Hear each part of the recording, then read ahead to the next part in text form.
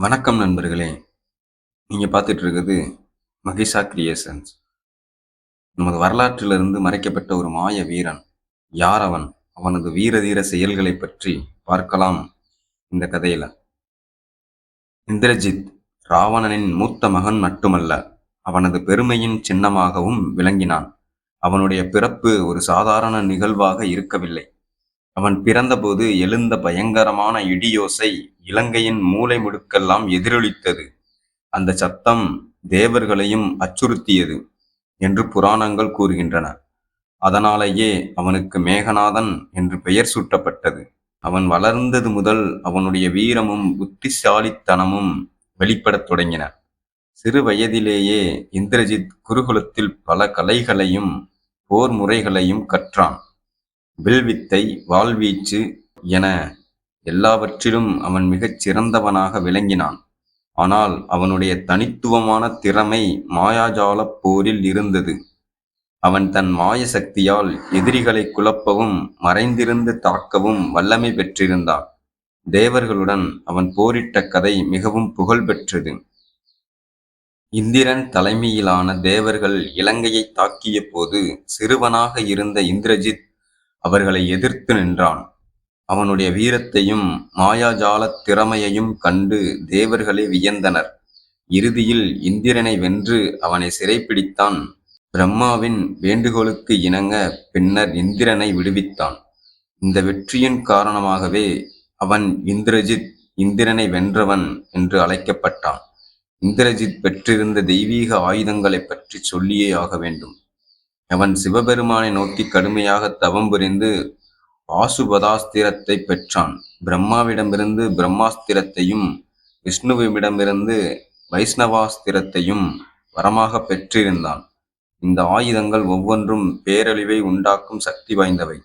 சரியான நேரத்தில் சரியான முறையில் அவற்றை பயன்படுத்தும் திறனும் அவனிடம் இருந்தது. இராமாயணப் போரில் இந்திரஜித் ஆற்றிய பங்கு மிகவும் முக்கியமானது.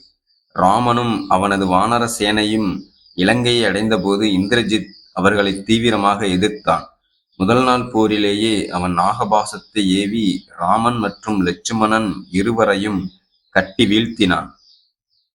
அவர்கள் இருவரும் பாம்புகளின் பிடியில் சிக்கி உயிருக்கு போராடிய போது கருடன் வந்து அவர்களை விடுவித்தார். இந்த சம்பவம் ராமனின் படைகளுக்கு பெரிய பின்னடைவாக அமைந்தது. பின்னர் நடந்த போர்களிலெல்லாம் இந்திரஜித் தன் மாயாஜால திறமையை முழுமையாக பயன்படுத்தினான். ஒருமுறை அவர்கள் போர்க்களத்தில் சீதையின் மாய உருவத்தை உருவாக்கினான். ராமனின் கண் எதிரே அந்த உருவத்தை வெட்டி வீழ்த்தினான். சீதை இறந்துவிட்டதாக நம்பி ராமன் துக்கத்தில் ஆழ்ந்தான். ஆனால் இது இந்திரஜித்தின் மாயை என்பதை விபீஷணன் மூலம் ராமன் அறிந்து கொண்டான். இந்த செயல் ராமனின் படைகளின் மன உறுதியை குலைத்தது. இந்திரஜித்தை வெல்வது அவ்வளவு எளிதாக இருக்கவில்லை. அவன் நிகும்பலை என்ற இடத்தில் ஒரு யாகம் செய்து கொண்டிருந்தான். அந்த யாகம் முழுமையடைந்தால் அவனை யாராலும் வெல்ல முடியாது என்று விபீஷணன் ராமனுக்கு கூறினான். லட்சுமணன் தலைமையில் வானர வீரர்கள் அந்த யாகத்தை கலைக்கச் சென்றனர்.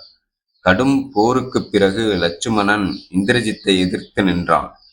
இருவருக்கும் இடையே நடந்த போர் மிகவும் உக்கிரமானது. இருவரும் பல தெய்வீக ஆயுதங்களை ஏவினர். இந்திரஜித் தனது சக்தி வாய்ந்த பிரம்மாஸ்திரத்தை லட்சுமணன் மீது ஏவினான். ஆனால் லட்சுமணன் அந்த அஸ்திரத்தை தடுத்து நிறுத்தினான். இறுதியில் லட்சுமணன் ஏவிய ஒரு கூரிய அம்பு இந்திரஜித்தின் மார்பை பிளந்தது. வீர மரணம் அடைந்தான் இந்திரஜித். இந்திரஜித் ஒரு வீரன் மட்டுமல்ல, சிறந்த சிவ பக்தனும் கூட. போர்க்களத்தில் கூட அவன் சிவனை வழிபட்டதாக தகவல்கள் கூறப்படுகிறது. தன் தந்தைக்காகவும் தன் தேசத்திற்காகவும் உயிரை தியாகம் செய்த அவனுடைய பக்தி மற்றும் வீரம் போற்றத்தக்கது. அவன் ஒருவேளை தவறான பக்கத்தில் இருந்திருக்கலாம். ஆனால் அவனுடைய தைரியத்தையும் போர் திறமையையும் யாராலும் மறக்க முடியாது. இராமாயண கதையில் இந்திரஜித் ஒரு முக்கியமான மறக்க முடியாத பாத்திரம். அவனுடைய கதை வீரத்திற்கும் தியாகத்திற்கும் ஒரு சிறந்த உதாரணமாகும். இன்னும் இதுபோல் ஆன்மீக கதைகளுக்கு நம்ம மகிஷா கிரியேஷன் சேனலை சப்ஸ்கிரைப் பண்ணி வச்சுக்கோங்க.